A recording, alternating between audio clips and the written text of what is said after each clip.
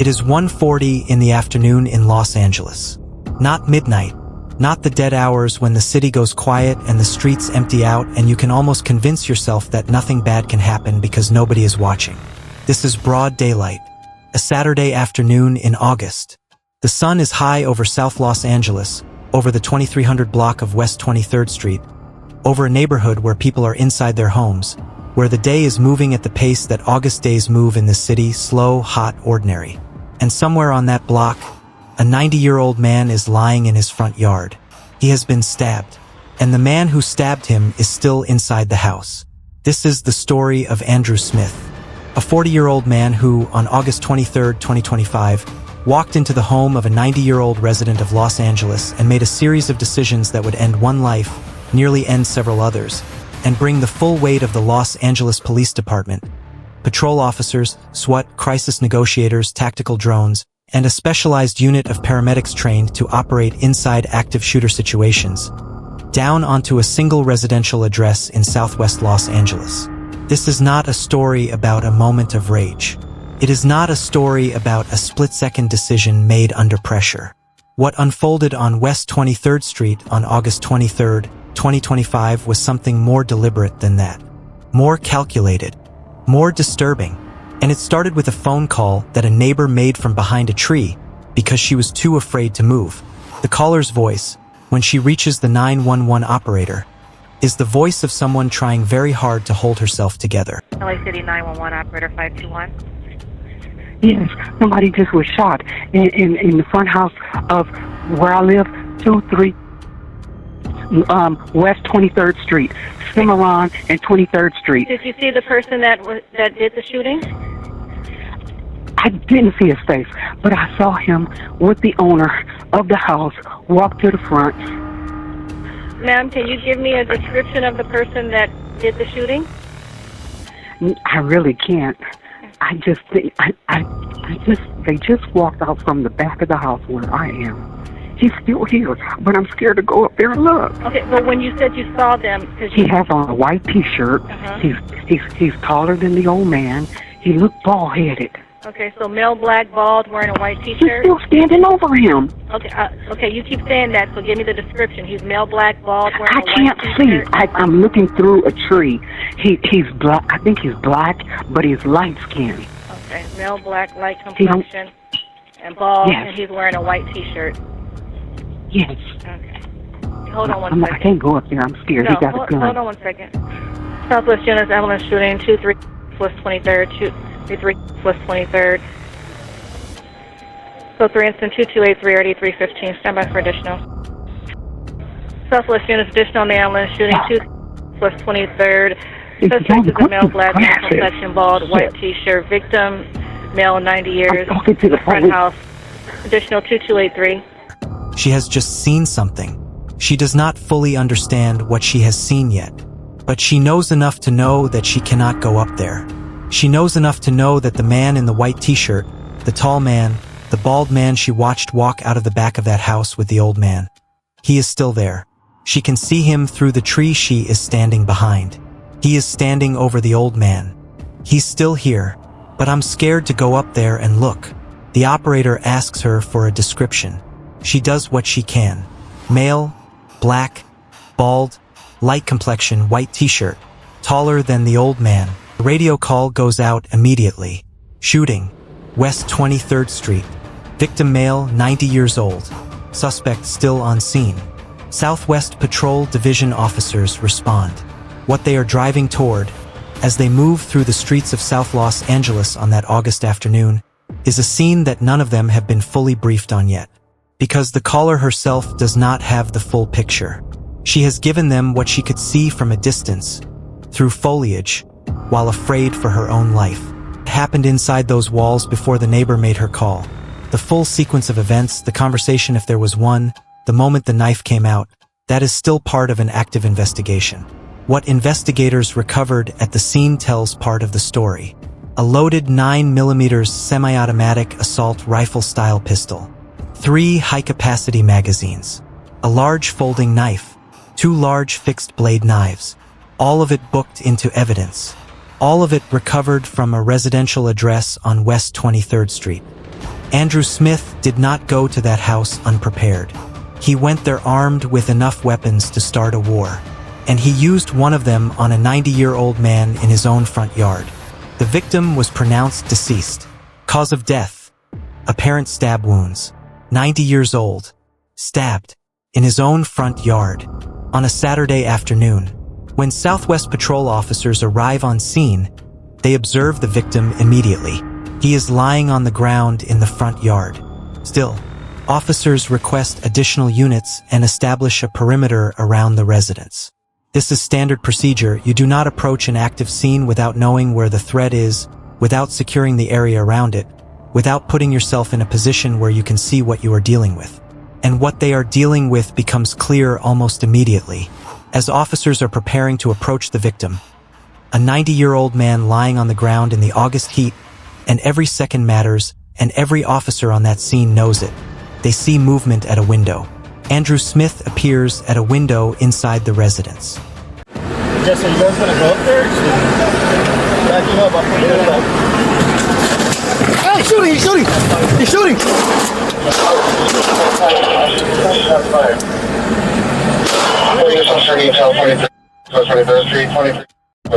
Shot fired. Hey, pull the shot back! Pull the shot back! Hey, move the shot back!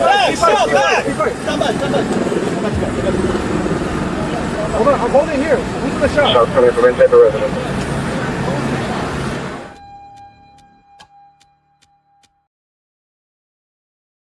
He looks out at the officers surrounding his location, and then he raises his weapon and fires. The sound of gunshots on a residential street in broad daylight is not something that registers the way you might expect. It is not a movie sound. It is not dramatic. It is sudden and close and real in a way that changes the air.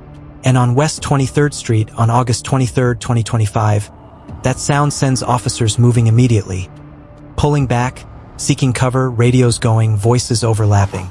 He has a 90-year-old man lying in his front yard.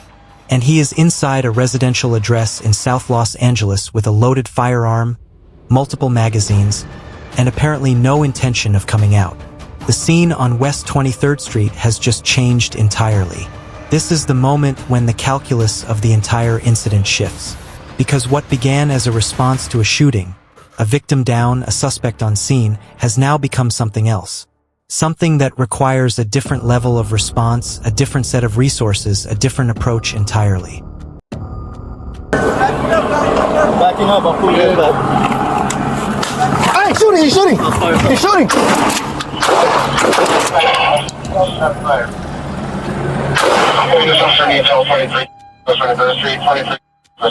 Shot fired. Hey, pull the shot back! Pull the shot back! Hey, move the shot back! Keep fight! Stand by! Stand by! I got you guys. Stand by! Stand by! I'm holding here. Who's in the shot? The victim is still on the ground. He is 90 years old. He has been stabbed. He is lying in the front yard of his own home on a Saturday afternoon in August, while an armed man barricades himself inside the house above him. And the officers on scene cannot simply walk up and get him, because Andrew Smith has already demonstrated that he is willing to shoot at anyone who approaches. Metropolitan Division Special Weapons and Tactics are notified. SWAT is coming, but SWAT takes time. Units have to be assembled, mobilized, briefed, deployed. This is where a unit that most people have never heard of enters the picture.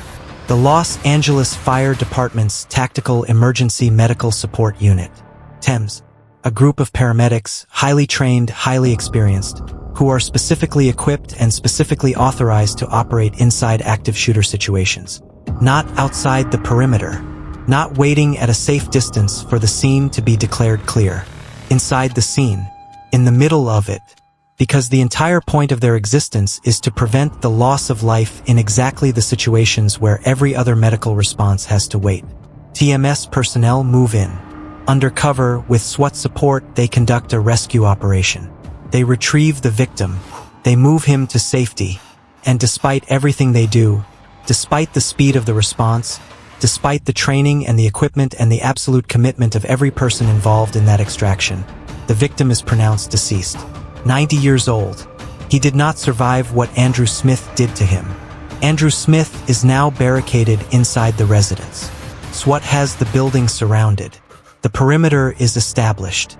The neighborhood is locked down. Right now, Andrew Smith is a barricaded suspect with a firearm who has already shot at police officers and stabbed a 90-year-old man to death. The fact that he is also harming himself, the full psychological picture of what is happening inside that bedroom, is still hidden behind the walls of a house on West 23rd Street. SWAT makes a decision. They are going to send in a drone. Tactical drones have changed the way law enforcement handles barricaded suspect situations in ways that are difficult to fully appreciate until you understand what the alternative looks like. Before drones, getting eyes inside a barricaded location meant sending people in. It meant exposure, risk, the possibility of contact with an armed and unpredictable suspect before you had any information about where they were or what condition they were in. A tactical drone changes all of that. SWAT officers launch the drone inside the residence. The camera feeds back to the team outside. And what they see, as the drone moves through the interior of the house on West 23rd Street, searching room by room, floor by floor, what they find when the camera finally locates Andrew Smith is not what any of them expected. He is on the second floor, in a bedroom, under a bedding comforter. He is hiding under a blanket in a second-floor bedroom like a child who believes that if he cannot be seen, he cannot be found. The drone camera also locates something else in that bedroom. On the floor, near where Smith is hiding, is an assault rifle. The situation is now fully mapped. SWAT knows where he is. They know what he has. They know the layout. And they continue attempting to get him to surrender peacefully, because that is always the goal. Because that has always been the goal from the moment the first patrol unit arrived on West 23rd Street. Because the death of a 90-year-old man in his own front yard is already one death too many for one Saturday afternoon in South Los Angeles. Smith does not comply. He moves into another bedroom. The drone goes in again. And this time, what the camera shows is different. Andrew Smith is slumped near a bedroom window. He is not hiding. He is not positioned defensively. He is slumped. The injuries he has been inflicting on himself throughout the standoff have taken a toll that is now visible even through a drone camera. SWAT moves in. Yeah, they're on his chest. Yeah.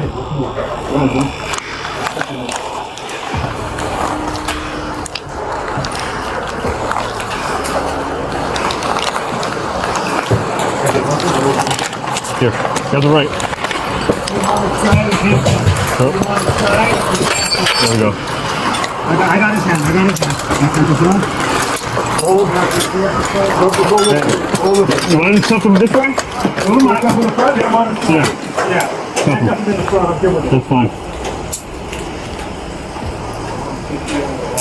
Just make sure you search him good. Yep. I need some light. I got you. Here's his custody.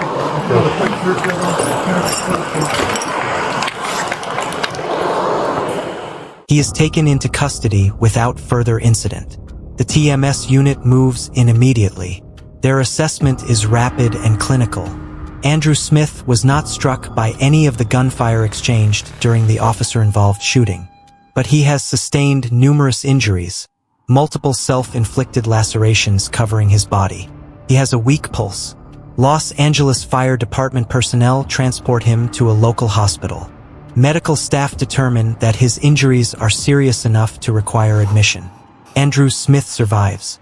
The man he stabbed, the 90-year-old resident of West 23rd Street, whose name has not been publicly released, who was lying in his own front yard while all of this unfolded around him, did not.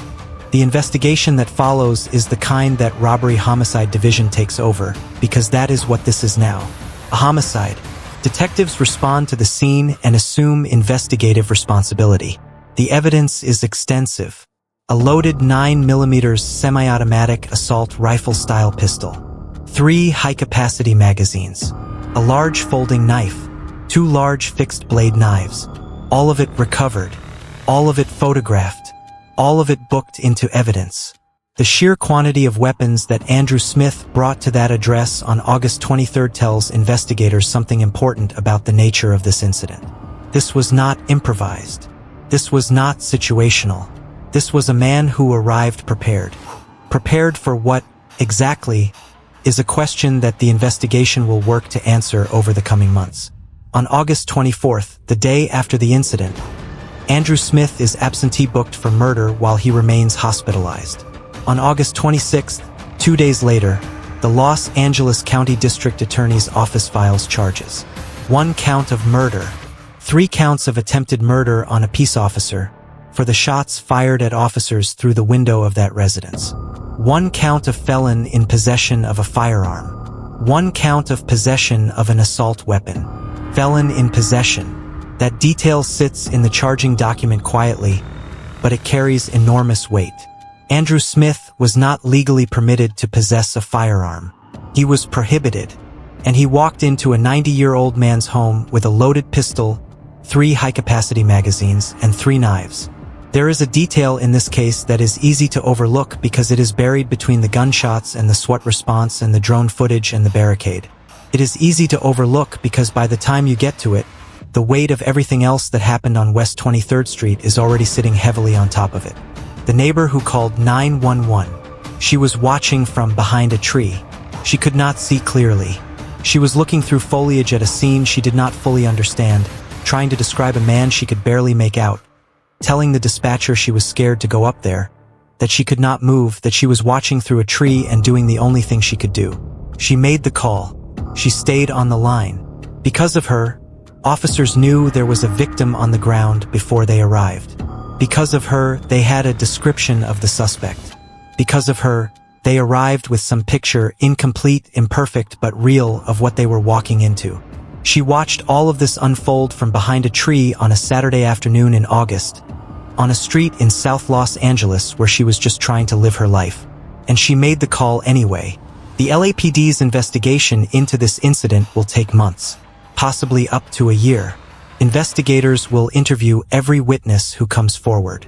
They will review every frame of body camera footage, every second of digital in-car video, every angle captured by nearby security cameras.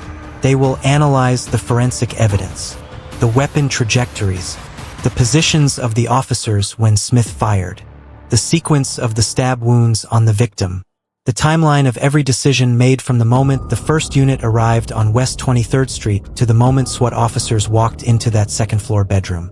And then those findings will go to the Chief of Police, and from there to the Civilian Board of Police Commissioners.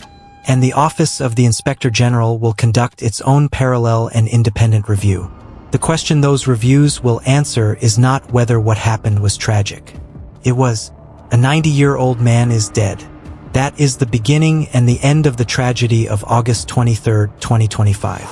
The question those reviews will answer is whether every decision made by every officer on that scene, from the first patrol unit to the last SWAT officer to step out of that residence, was consistent with the policies and the law that govern the use of force in the city of Los Angeles. That answer is still being assembled. What we know right now is this.